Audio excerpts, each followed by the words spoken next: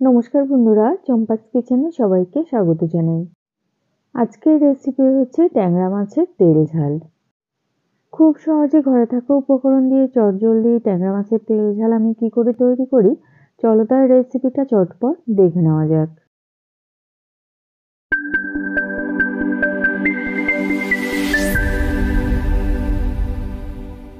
তো এর জন্য আমি এখানে আগে থেকে কিছু মশলা কেটে নিয়েছি। এর মধ্যে রয়েছে রসুন, কাঁচা লঙ্কা, টমেটো আর পেঁয়াজ।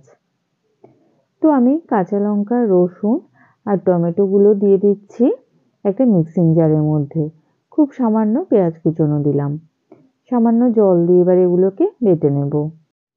মশলা বাটা হয়ে গেছে, বাকি পেঁয়াজ কুচনোটা আমি পরে ব্যবহার করব। মাছের মধ্যে নুন, হলুদ আর সামান্য সর্ষের তেল মাখিয়ে নেব। অপরদিকে আমি আগে থেকেই কড়াই গরমে বসিয়ে দিয়েছি। গরম কড়াইতে দিয়ে দিচ্ছি 3 টেবিল স্পুন পরিমাণ সফলা গোল্ড অয়েল। তেল গরম হয়ে গেলে এবারে ট্যাংরা মাছগুলোকে ভালো করে ভেজে নেব। মোটামুটি এক সাইড মাছে 1.5 মিনিট করে সময় নিয়ে ভেজে নেব। খুব বেশি কড়া করে মাছগুলোকে ভাজবো না, এতে করে মাছ শক্ত হয়ে যাবে।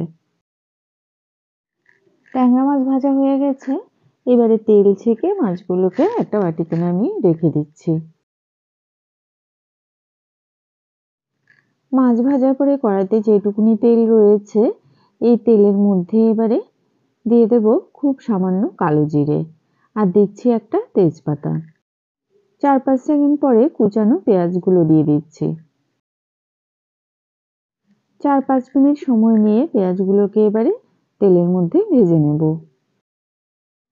পেঁয়াজ ভাজা ভাজা হয়ে গেছে, এবারে বেটে রাখা মশলাটা দিয়ে দিলাম। একটুখানি নাড়াচাড়া করে নিয়ে মিক্সিং জারটা ধুয়ে সামান্য জল এর মধ্যে দেব।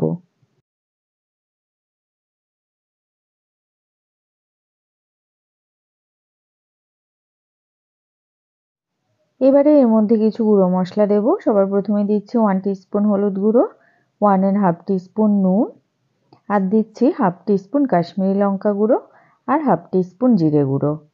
1 টিস্পুন চিনি দিলাম। সমস্ত কিছুকে এবারে খুব ভালো করে কষাতে হবে।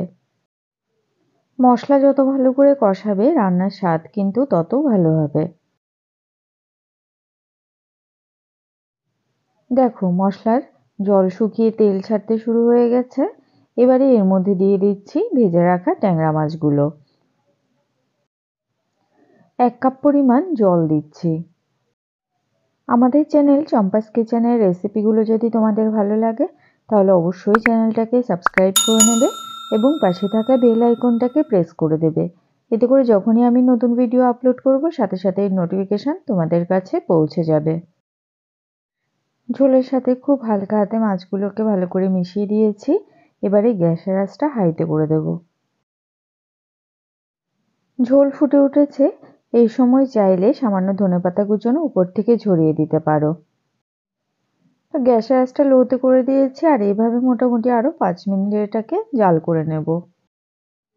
তো 5 মিনিট জাল করে নেওয়ার পরে দেখো বন্ধুরা, ট্যাংরা মাছের তেল ঝাল কিন্তু এখন পরিবেশন করার জন্য একদম রেডি। ঘরোয়া এই রান্নাটা কেমন লাগলো অবশ্যই কমেন্ট করে জানাবে। ভালো লাগলে লাইক এবং শেয়ার করো। এতক্ষণ আমার পাশে থেকে ভিডিওটা দেখার জন্য অনেক অনেক ধন্যবাদ। ভালো থাকবে, সুস্থ থাকবে। পরের ভিডিওতে আবার দেখা হবে। বাই।